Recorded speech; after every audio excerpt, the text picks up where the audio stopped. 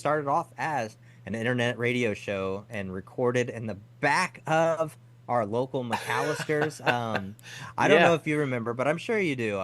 The first time we got the offer to even start this thing from that show with those guys, Yep. we were at like a local talent show basically for the Mississippi Gulf Coast. Like Yep. we were at one of the big casinos and we got a direct message from that show with those guys and because we went to the talent show to see if we wanted to recruit talent for our projects that we were working in and make connections, network, all that big stuff because that is very important in the entertainment industry to make sure you network.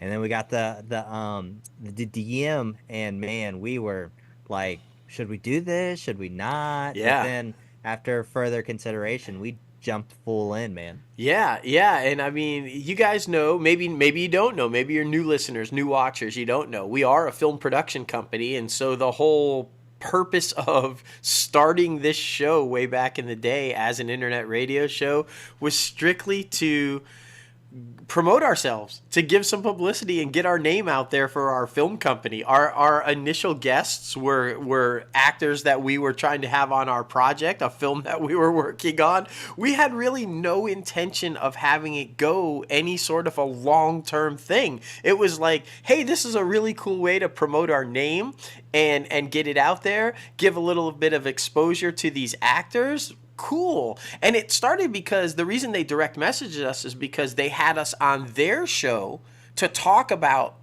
our film that we were working on, and then it went over so well. I guess they decided, hey, maybe we should get these guys on our radio network or something. But like honestly, I remember us talking about it and we were like, oh yeah, maybe we'll do it for like a month, maybe 2 months. We'll just get the name out there and we'll interview all the stars and that'll be that.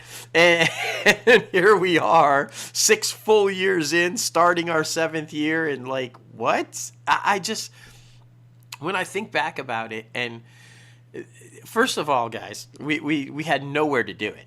We were like, what? And the first thing was, we don't even have equipment. Like, how are we supposed to do this? Like, we don't None. even know. So, thankfully, we had a guy that I had worked with at the television station before Logan even was a part of the television station or anything, and he helped me work on another film that I did, and he did sound, and he had sound equipment, so it was just a random, hey, Chris Carmen, aka Sound Man, you still got that board?